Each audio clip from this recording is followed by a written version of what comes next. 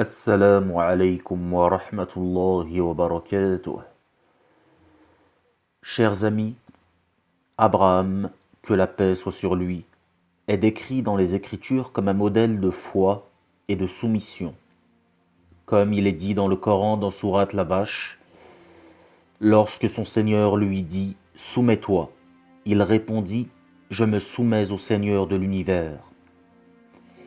Il est considéré comme le père du monothéisme pur, le tawhid. Le Coran insiste sur le fait qu'il n'était ni juif ni chrétien, mais un hanif, un croyant sincère et un pur monothéiste. Abraham n'était ni juif ni chrétien, il était un hanif soumis à Dieu, et il n'était pas du nombre des associateurs. Le Mahdi, lui, n'est ni juif ni chrétien également, mais soumis entièrement à Allah subhanahu wa ta'ala, et est donc un musulman du plus profond de son être. Musulman est un terme arabe qui signifie soumis, dans l'obéissance. En effet, c'est ainsi qu'Abraham nomma sa communauté, comme dit dans le Coran dans sourate le pèlerinage, et luttez pour Dieu avec tout l'effort qu'il mérite. C'est lui qui vous a élu, et il ne vous a imposé aucune gêne dans la religion, celle de votre père Abraham, lequel vous a déjà nommé musulman, avant ce livre et dans ce livre, afin que le messager soit témoin contre vous, et que vous soyez témoin contre vous-même.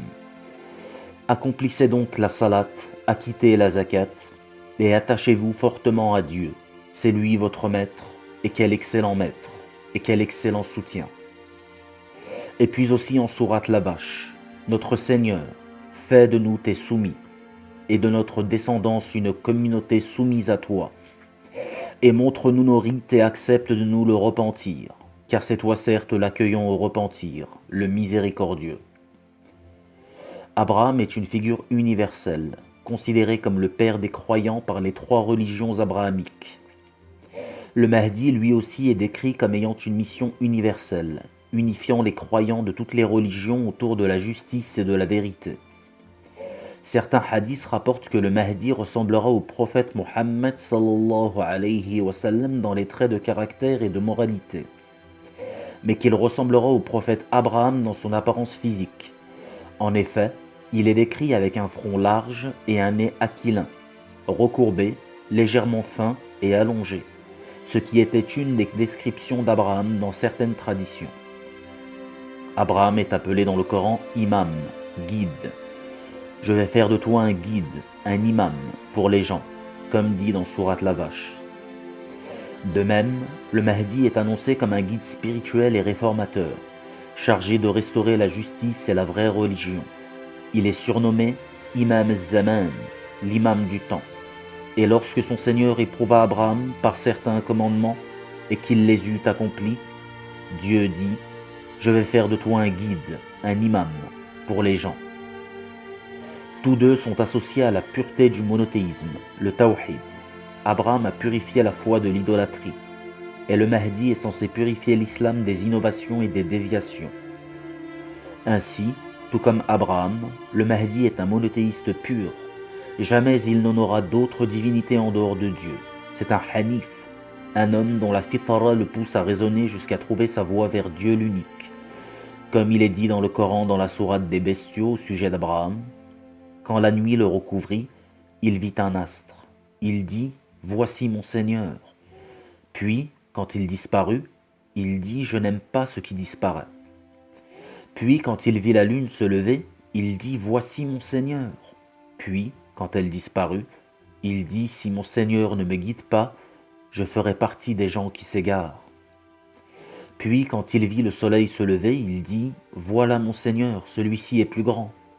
Puis, quand il disparut, il dit « Ô mon peuple, je me désolidarise de ce que vous associez ».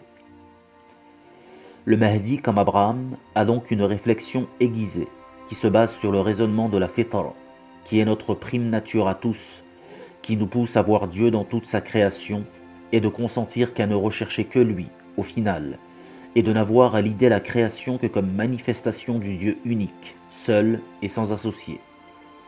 Abraham émigre pour la cause de Dieu. Il quitte son peuple et s'installe en terre sainte pour y déposer sa femme Agar et son fils Ismaël sur un site désertique où le temple de la Kaaba sera construit, près de la source d'eau de Zemzem. Le Mahdi, lui, se rendra aussi en Terre Sainte pour y trouver refuge contre l'oppression qui lui est faite dans sa terre natale, pour y être élu finalement comme le guide de la Ummah après qu'une allégeance des croyants lui soit faite au pied de la Kaaba même. Abraham a une descendance bénie. Il est le père de nombreux prophètes, dont Ismaïl, Ishaq, Yaqub, Yusuf, Moussa, Daoud, Suleyman, Isa et enfin Muhammad, sallallahu alayhi wa sallam. Dieu a promis que la prophétie et la révélation passeraient par sa lignée.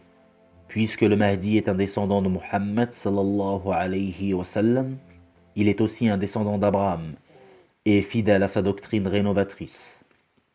Barakallahu fikum, wassalamu alaykum wa rahmatullahi wa barakatuh.